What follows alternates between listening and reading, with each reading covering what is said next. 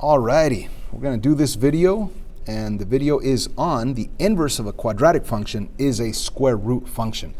When we think about the word inverse, it's pretty simple. What undoes what you have? So the inverse of positive 3 is negative 3, right? The plus 3 and the minus 3 will cancel out. The inverse of multiplying by 2 is dividing by 2, okay?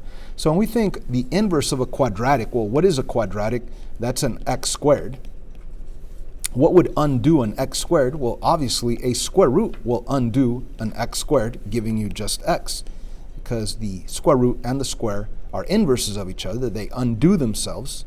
You end up with just x. Now, we all know this, right?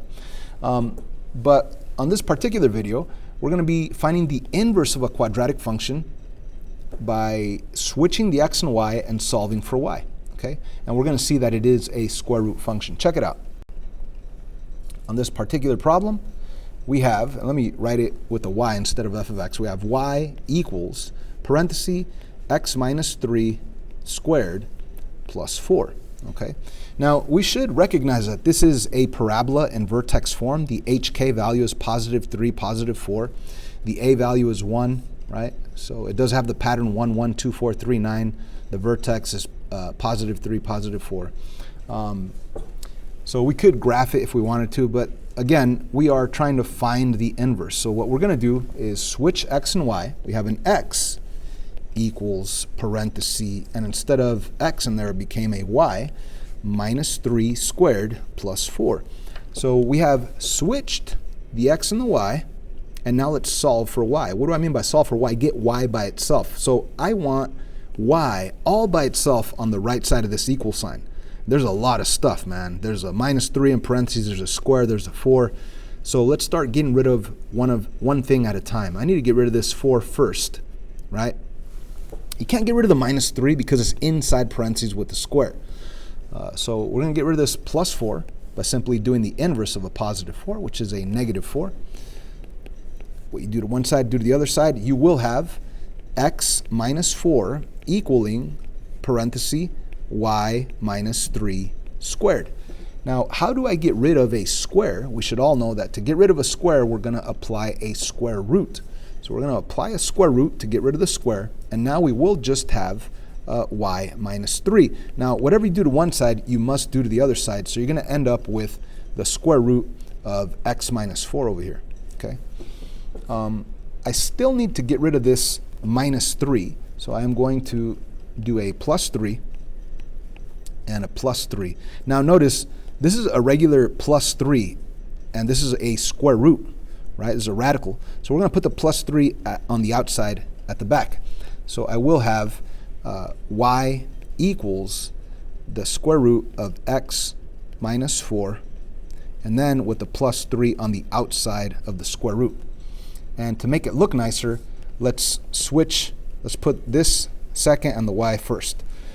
And instead of just a regular y, I'm going to write it as function notation.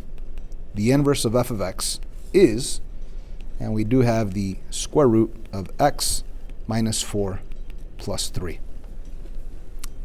So you have the inverse x minus 4 plus 3. This is the correct answer right here. Okay, now if that's all you want the answer, we got the answer, that's great. But let's dive into this even further, right? Let's actually graph this parabola right here that's in vertex form on Desmos. There it is, okay? So of course the hk is 3, 4, right? The a value is 1, so it has a pattern 1, 1, 2, 4, and 3, 9 off the screen. But that is the parabola in vertex form. And when we talk about inverses, we're talking about switching x and y. And the only time we could actually logically switch the x and the y is if the y equals x, right? So if the y equals x, logically, you could switch x and y. And that's what we do to find the inverse. We switch x and y, then solve for y.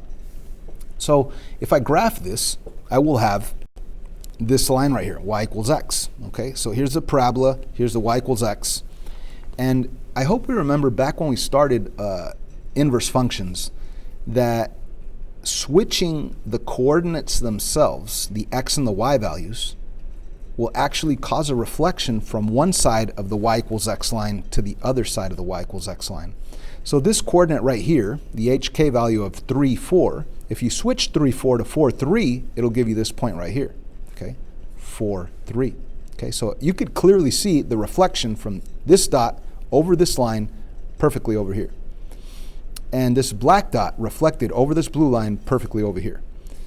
And this other black dot reflected over the line 1.5, 1, and it'd be over here on the side. Let me see, do I have that there? Yes, I do. Okay. So we could see the reflection. Now, these yellow dots over here, the reason why I put them in yellow over here, yeah, if I did all the dots a reflection, it would be this perfect parabola. But we are talking about finding the inverse of a function. What is the inverse function, right? And we should remember back in Algebra 1 that functions have to pass the vertical line test, okay? Now, what is a vertical line test? If I take a vertical line, will it cross the parabola at more than one location? No, it's just one location right there. Just one location right there, just one location right there, right? So this parabola is a function. If I were to completely map this whole red parabola over this y equals x line, if I were to do that, let me actually draw it. If I were to do it like this, it would not satisfy the vertical line test. It would no longer be a function, because obviously if you draw any vertical line, it's going to cross at two locations, right? Right there and right there. So that fails the vertical line test. This is no longer a function. And when does this start happening? It starts happening from this beginning point. If you draw any line after that, it's going to cross at two locations. So the only way this actually makes sense, the only way this remains an actual function, is if it only exists from here and this top part.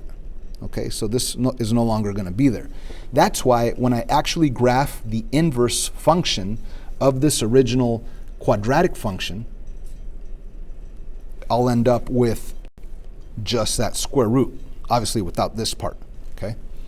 So I just thought that was really interesting for you guys to see the visuals of the inverse of this quadratic function that's in vertex form, which is a parabola, and seeing the visual reflection over the y equals x line, which is the inverse of this parabola. But it starts here, it goes off in this direction, because if you did do the whole parabola reflected over the x, it would fail the vertical line test, which would no longer be a function. And again, the question is, what is the inverse function of this original quadratic function? So the inverse function would be this square root function from here, shooting off in this direction forever. I hope this kind of helps you out. See you later.